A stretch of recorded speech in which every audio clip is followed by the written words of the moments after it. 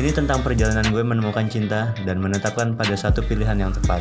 Inilah petualangan Gading Marten dalam mencari tambatan hatinya kembali. Saya ketemu Loto memang baru sekali ini menghabiskan waktu. Penasaran seperti apa aksi selebriti ganteng ini? Maksudnya saya hanya berusaha untuk memperlakukan wanita dengan baik gitu. Nah, mudah-mudahan ini menjadi cerita yang baik buat saya dan Lota gitu. Mencari Cinta hadir setiap Sabtu jam 3 sore di Trans TV.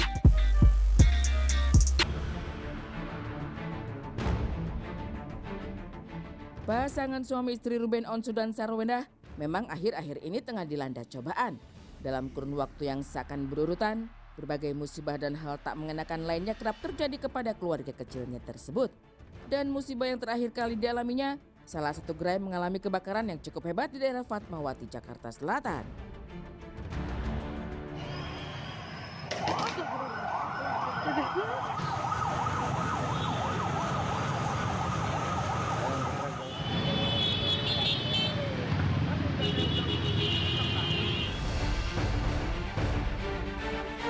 Tetapi nasib naas ternyata belum berhenti sampai di situ. Percaya ataupun tidak, entah kenapa keluarga Ruben Onsu ini masih saja terus dihantui oleh bahaya. Pasalnya, tepat pada saat kejadian kebakaran di gerai milik suaminya tersebut, secara kebetulan Sarwenda dan sang buah hati juga mengalami kecelakaan mobil. Pada saat kondisi pada saat kejadian itu aku juga mengalami tabrakan dan posisinya ada anak aku di dalam mobil gitu, dan paling anehnya lagi mobil aku yang di apartemen juga ditabrak. Jadi lagi parkir, mobilnya lagi diparkir juga ditabrak sama orang. Jadi pada saat hari itu kebakaran, aku ditabrak, mobil di apartemen ditabrak. Yang sebenarnya kondisinya tuh mobil parkir. Jadi aneh tapi nyata, tapi ya udah deh diikhlasin aja. Gitu. Yang penting anak-anak nggak kenapa-napa, semuanya nggak kenapa-napa. Setelah beberapa hari berlalu, kejadian yang sulit jika dikaitkan dengan logika pun terjadi lagi. Seperti kala Ruben Onsu tengah menggelar suatu acara, kejadian kesurupan pun terjadi lagi. Namun kali ini bukanlah di gerai usahanya seperti beberapa waktu lalu.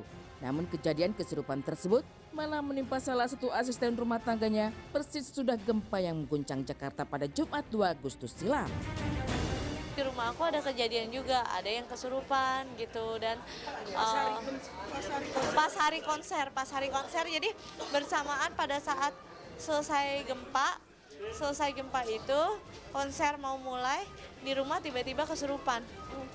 Tapi posisinya aku nggak ada di rumah dan anak-anak nggak ada di rumah semuanya, jadi ini udah benar-benar, kalau ini menurut aku itu udah kuasa Tuhan yang melindungi semuanya sampai sedemikian rupa aku bisa di Bali. Jadi aku nggak ada di kejadian itu. Kan bisa dibayangin kalau misal pada saat tiba-tiba ada kejadian itu bareng sama anak pasti akan ada stres tingkat tingginya gitu.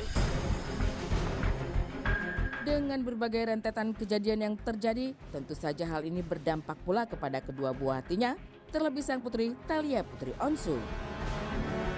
Ya Thalia kan lebih bisa ngomong gitu, maksudnya dia udah bisa komunikasi, dia udah makin gede, jadi ya kadang ada hal-hal yang aneh yang dia lihat atau dia ngomong. Aku selalu kalau misal dia tidur tiba-tiba dia kebangun gitu, aku selalu bilang, ya Thalia harus bilang sama orang yang gangguin Thalia, ada ayah bunda yang ngejagain Thalia, jadi Thalia nggak boleh takut. Kerap mengalami kejadian yang tak mengenakan, agaknya sang suami, Ruben Onsu, merasa hidupnya kini menjadi tak tentram. Hingga pada akhirnya, salah satu akun gosip menyebutkan jika Ruben Onsu mendatangi seorang psikolog. Dari hal ini, banyak dari warganet berasumsi jika Ruben sudah mengalami tekanan berat dan membutuhkan bantuan. Kalau aku tipe orangnya tuh yang kayak lebih berpikiran positif, karena menurut aku kalau aku pikirannya percaya sama mereka, itu yang mereka mau, itu satu.